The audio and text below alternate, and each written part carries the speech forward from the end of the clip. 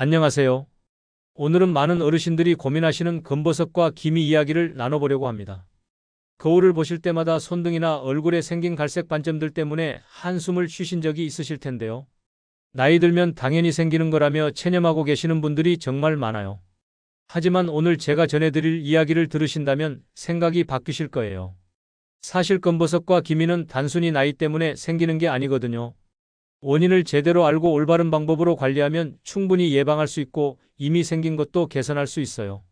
물론 완전히 없앨 수는 없을지도 모르지만 더 이상 늘어나는 걸 막고 지금 있는 것들도 옅게 만들 수 있답니다. 그리고 무엇보다 위험한 변화를 미리 알아채서 건강을 지킬 수 있어요. 제가 오늘 말씀드릴 내용들을 끝까지 들어주신다면 내일부터 거울을 보실 때 조금 더 환하게 웃으실 수 있을 거예요. 그럼 지금부터 함께 알아볼까요? 혹시 손등이나 얼굴, 어깨 부위에 톡톡 올라온 갈색 돌기를 발견하신 적 있으신가요? 처음에는 작은 점 하나였는데 시간이 지날수록 조금씩 커지고 두꺼워져서 마치 사마귀처럼 변해가는 모습을 보고 놀라신 분들이 많으실 거예요. 이런 것들을 흔히 검버섯이라고 부르는데 의학적으로는 지루성 각화증이라는 이름이 있어요. 많은 분들이 나이가 들면 자연스럽게 생기는 거라고 생각하시지만 사실 그게 아니에요. 진짜 원인은 바로 햇빛이에요. 우리가 젊었을 때부터 지금까지 받은 자외선이 피부에 차곡차곡 쌓여서 결국 이런 모습으로 나타나는 거예요. 마치 오래된 나무 껍질이 두꺼워지듯이 우리 피부도 햇빛 손상이 누적되면서 딱딱하게 굳어지는 거죠. 정혜수님이라는 74세 어르신의 이야기를 들려드릴게요. 그분은 젊었을 때부터 농사일을 하셨어요. 30년 넘게 논밭에서 일하시면서도 자외선 차단에 대한 개념이 별로 없으셨죠? 모자나 선크림 같은 건 사치라고 생각하셨고 그냥 손수건으로 얼굴만 가리고 일하셨어요. 60대가 되면서부터 손등에 작은 갈색 점들이 하나둘씩 나타나기 시작했어요. 처음에는 별로 신경 쓰지 않으셨죠? 나이 들면 생기는 거라고 생각하셨거든요. 그런데 시간이 지날수록 그 점들이 점점 커지더라고요. 평평했던 것들이 볼록하게 올라오기 시작했고 색깔도 더 진해졌어요. 70세가 넘으면서는 얼굴에도 생기기 시작했어요. 이마와 볼, 코 주변에 크고 작은 검버섯들이 나타났죠. 특히 손등은 정말 심각했어요. 손등 전체가 갈색 돌기들로 덮여 있을 정도였거든요. 그분이 가장 힘들어하신 건 사람들의 시선이었어요. 시장에 가거나 동네 사람들과 만날 때 손을 숨기려고 항상 긴팔 옷을 입으셨어요. 여름에도 장갑을 끼고 다니셨죠. 손을 내밀어야 하는 상황이 오면 정말 부끄러우셨다고 해요. 가족들이 병원에 가보라고 권했지만 계속 미루셨어요. 나이 들어 생긴 거니까 어쩔 수 없다고 생각하셨거든요. 그러다가 손자가 할머니 손이 아프지 않냐고 물어보는 걸 듣고서야 병원에 가보기로 마음먹으셨어요. 병원에서 의사 선생님께서 설명해 주신 건 충격적이었어요. 이게 나이 때문이 아니라 햇빛 때문이라는 거였어요. 그동안 받은 자외선이 축적되어서 생긴 거라고 하시더라고요.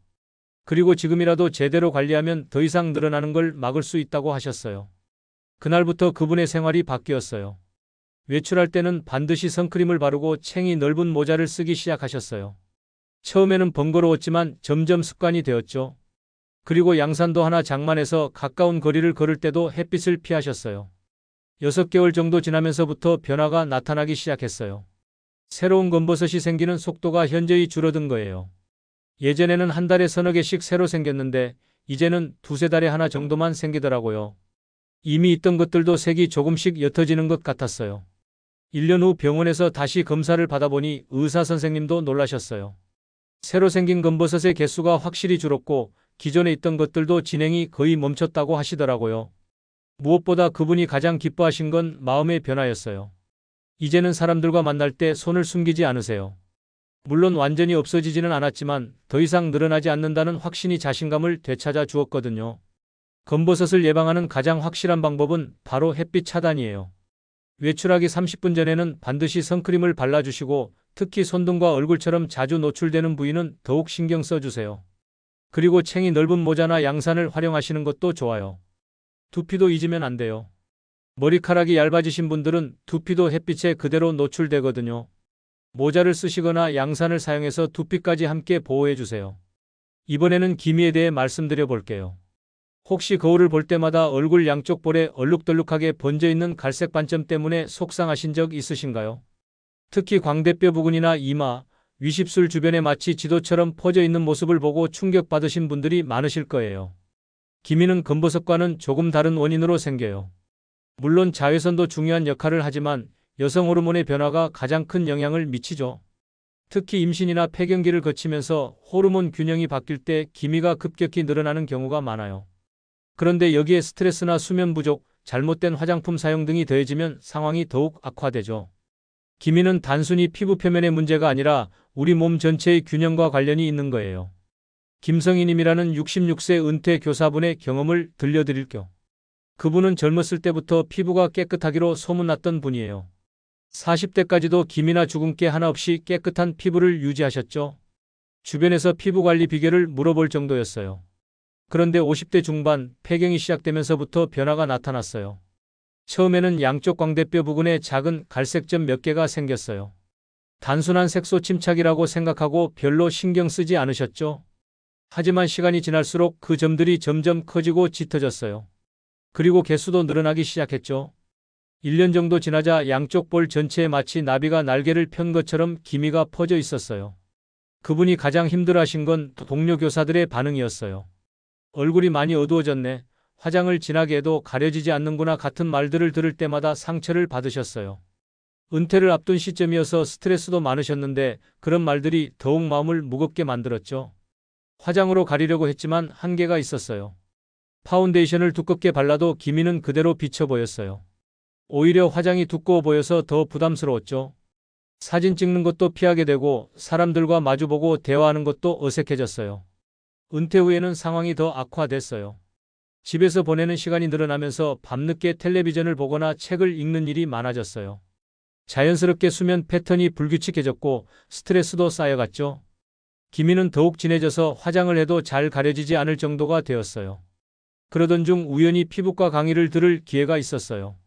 거기서 기미가 단순히 나이나 자외선 때문만이 아니라 생활 습관과도 밀접한 관련이 있다는 걸 알게 됐죠.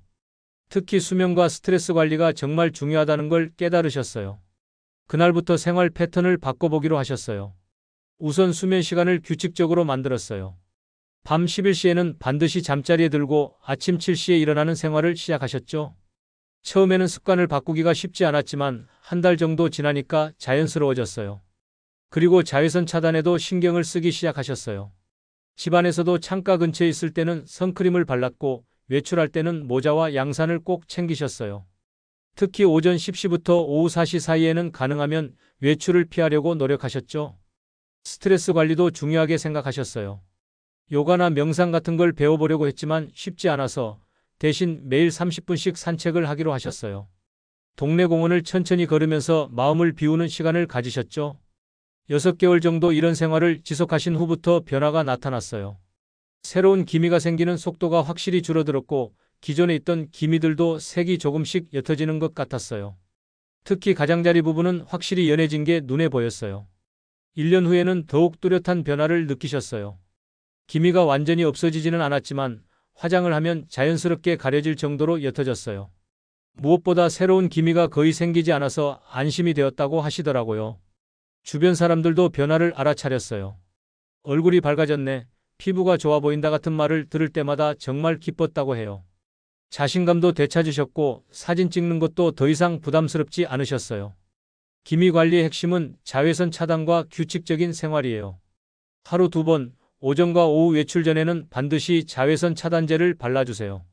그리고 매일 같은 시간에 주무시고 스트레스를 줄이는 나만의 방법을 찾아보세요. 작은 변화들이 모여서 큰 개선을 만들어낼 거예요. 지금까지 말씀드린 검버섯과 기미는 대부분 미용상의 문제일 뿐 건강에는 큰 지장이 없어요. 하지만 때로는 더 심각한 문제의 신호일 수 있다는 점을 꼭 기억해 두셔야 해요. 혹시 최근에 갑자기 크기가 커지거나 색깔이 변한 점이나 돌기를 발견하신 적은 없으신가요? 일반적인 검버섯이나 기미와 달리 주의 깊게 살펴봐야 하는 변화들이 있어요.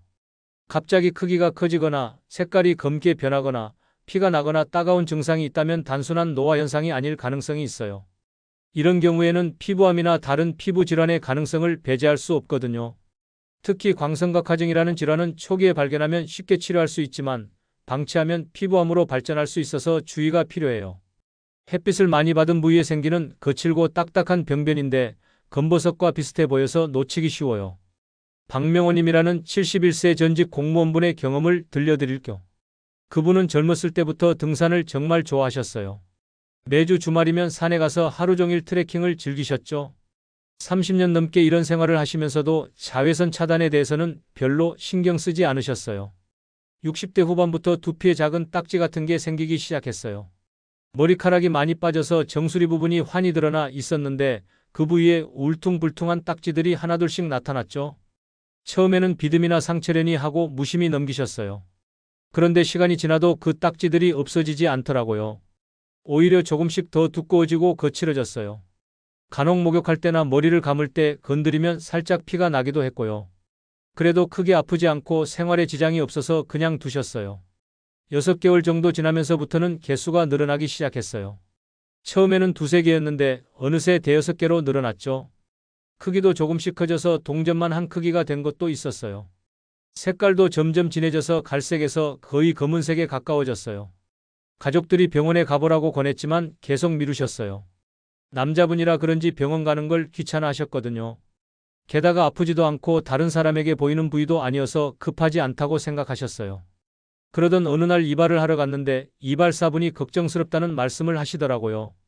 오랫동안 그분 머리를 깎아주던 이발사분이었는데 두피 상태가 예전과 확실히 달라졌다고 하시면서 병원에 가보라고 권하셨어요.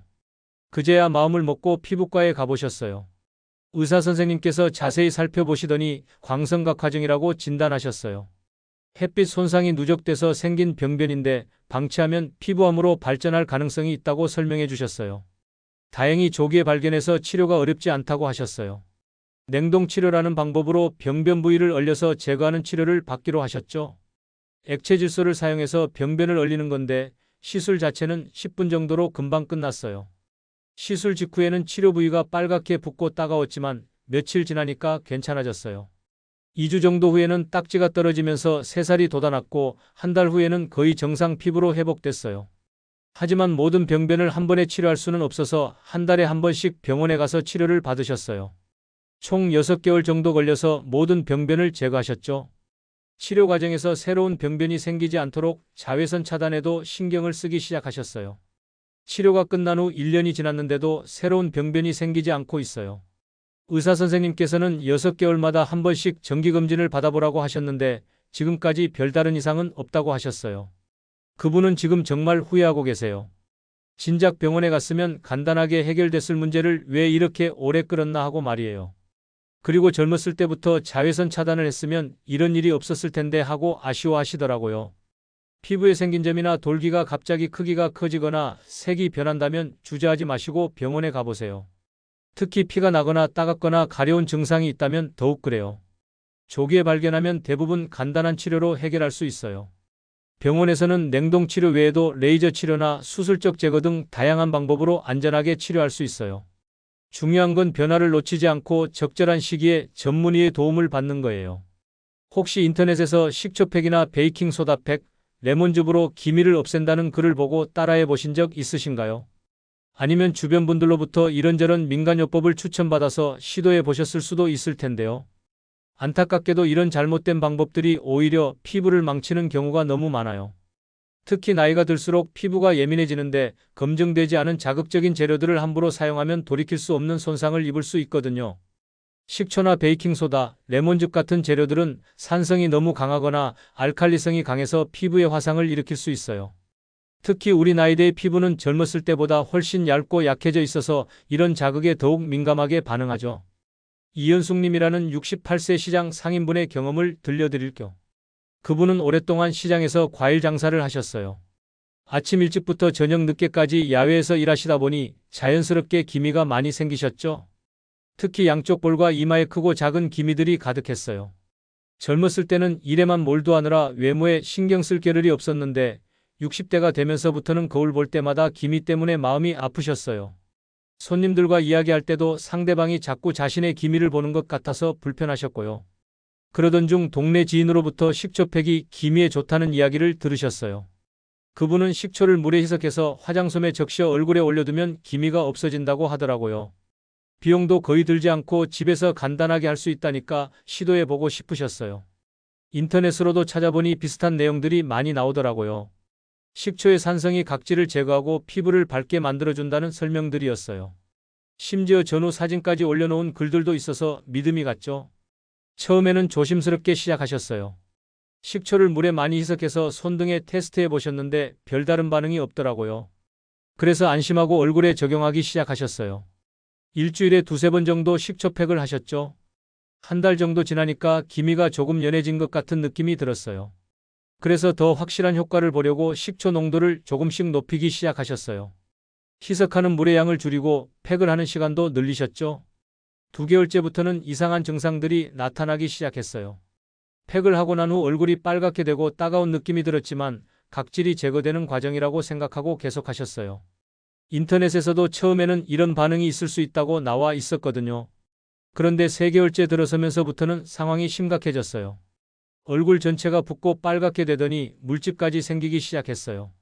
특히 기미가 있던 부분은 더욱 심해서 마치 화상을 입은 것처럼 보였죠. 그제야 뭔가 잘못됐다는 걸 깨닫고 급하게 피부과에 가보셨어요. 의사 선생님께서는 한번 보시고는 화학화상이라고 진단하셨어요. 식초의 강한 산성 때문에 피부가 손상된 거라고 설명해 주셨죠. 치료받는 과정도 쉽지 않았어요. 우선 염증을 가라앉히는 연고를 발라야 했고 일주일에 2번씩 병원에 가서 치료를 받아야 했어요. 얼굴이 너무 빨갛고 부어서 시장에 나가기도 어려웠죠. 더 큰 문제는 그 이후였어요. 염증이 가라앉고 나니 원래 있던 기미보다 훨씬 진한 색소 침착이 생긴 거예요. 식초 때문에 손상된 피부가 회복되면서 멜라닌 색소가 과도하게 생성된 거였어요.